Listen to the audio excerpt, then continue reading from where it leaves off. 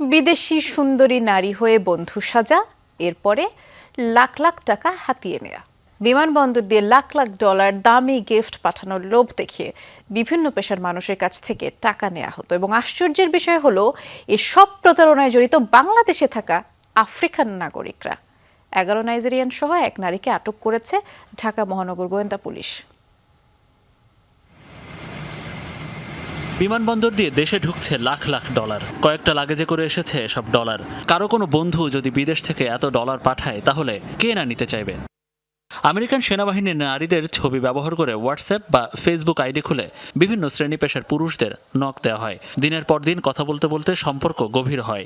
এক পর্যায়ে ওপাশ থেকে নারীর সাজে থাকা ব্যক্তি বলেন, তার কাছে জমে থাকা কয়েক লাখ ডলার তিনি বাংলাদেশে পাঠাতে চান, সাথে আসবে আরও কিছু দামি ডায়মন্ডের গিফট। ঢাকার বিমানবন্দরে পার্সেলে করে সেগুলো এসেছে এমন প্রমাণও দেখানো হয়। হঠাৎ একদিন কাস্টমস অফিসার সেজে এক নারীর ফোন। স্যার, আমি চিটাগাং এয়ারপোর্ট কাস্টম থেকে বলতেছি।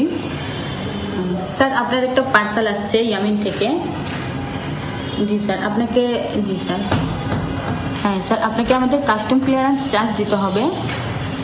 আপনার কাস্টম ক্লিয়ারেন্স চার্জটা হচ্ছে 55,000।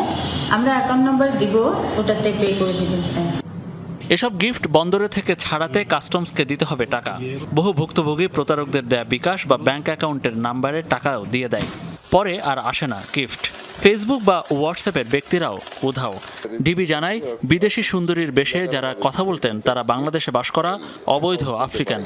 নিম্ন আয়ের ব্যক্তিদের নিকট হতে তারা কিন্তু এজেন্ট ব্যাংকিং এ তার অ্যাকাউন্টটা কিনে নেয়। আর প্রতারণার টাকাগুলি তারা কিন্তু এই দেশে তার পকেটে একটা টাকাও রাখে না। তারা ওয়েস্টার্ন ইউনিয়ন বা অন্য কোনো মাধ্যমে তার দেশে টাকাগুলি পাঠিয়ে দেয়।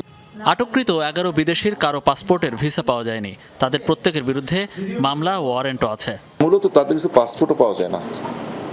যাদের আমরা ধরি তাদের কাছে পাসপোর্টও পাওয়া যায় না। তারা জানেই যে তারা অপরাধ করে একসময় ধরা পড়তে পারে, তাই তারা সবকিছু হাইড করেই চলে। অবৈধ বিদেশিরা বাংলাদেশের জন্য এখন বিরাট সমস্যা উল্লেখ করে পুলিশ বলছে, সমাধান একটাই, কূটনৈতিক উদ্যোগ নিয়ে এদের যার যার দেশে ফেরত পাঠানো। মনিরুল ইসলাম, যমুনা নিউজ, ঢাকা। সিলন ফ্যামিলি ব্লেন্ডের কড়ালিকার আর সতেজ স্বাদের পারফেক্ট ব্লেন্ডে স্বপ্নেরা মেলুক টানা।